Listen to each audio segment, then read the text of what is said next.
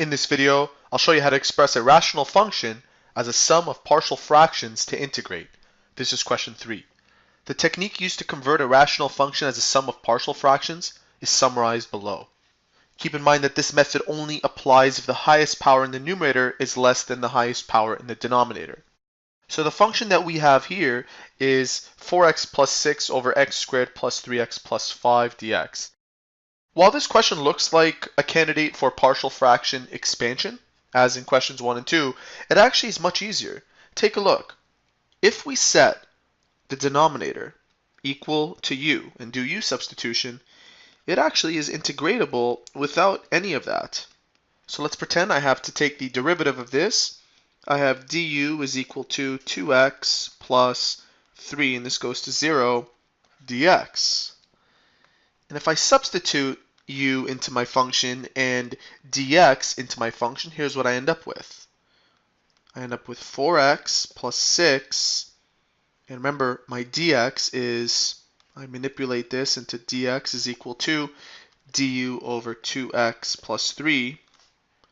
I'm going to substitute dx with the following, du over 2x plus 3, and the whole denominator has become u.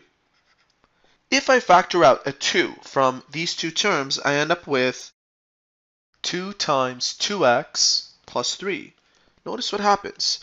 This can cancel out with the denominator, and we're left with the function 2 over u du.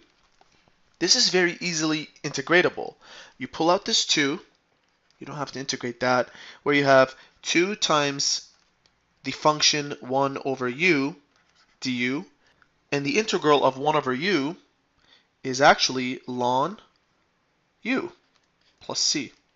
So all I have to do now is replace this with my finding, 2 times ln, and instead of using u, I can replace it back with what I said it originally, x squared plus 3x plus 5, x squared plus 3x plus 5 plus c.